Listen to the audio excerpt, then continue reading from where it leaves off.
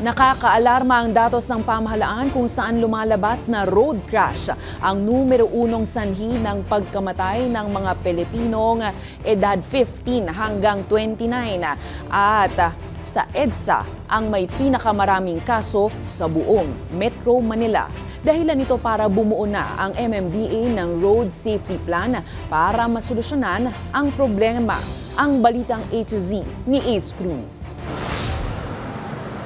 Nangunang EDSA sa may pinakamaraming insidente ng road crashes sa Metro Manila noong isang taon sa mahigit 8,800. Halos dikit ang bilang sa C5 Road na pangalawa sa listahan. At ikatlo naman ang Commonwealth Avenue sa Quezon City. At the end of the day, lahat ng karsada may aksidente.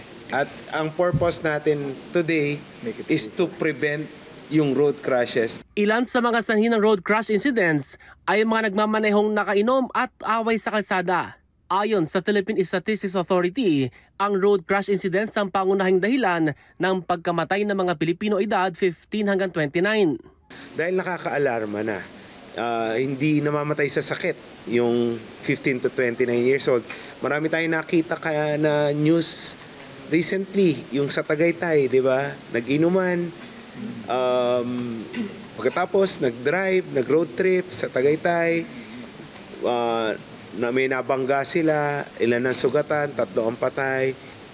Itong mga bagay na to pwedeng i-prevent. Bagay na sinusolusyonan na ng MMDA at iba pang government agency sa ilalim ng Metro Manila Road Safety Plan 2024 hanggang 2028.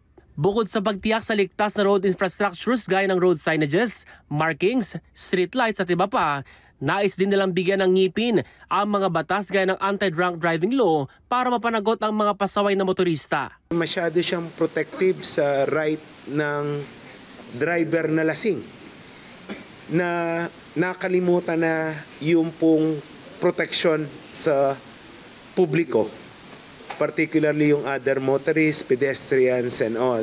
When you are drunk, it's your reaction time that becomes very slow. So yun ang magiging problem. So or we should decide baka dapat i-lower natin yung blood alcohol level. Ayon pa sa pag-aaral ng MMDA, sa pagitan ng alas 6 ng gabi hanggang alas 6 ng umaga, malimit na itatalang fatal o yung nakamamatay na road crash incidents. Dahil dito, muling iginiit ang mungkahing ibaba sa 30 km/h ang speed limit sa Metro Manila na una nang sinuportahan ng Department of Health. Gayunman sa panig ng MMDA, we have to consider din yung economic aspect.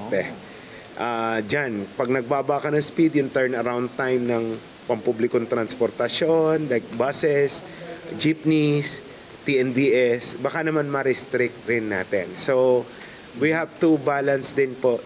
Kailangan pag-aralan ng mga alkalde ng Metro Manila Council ang anumang mga mungkahi at magpasa ng resolusyon para may taguyod ang road safety. Para sa Balitang A to Z, Ace Cruz.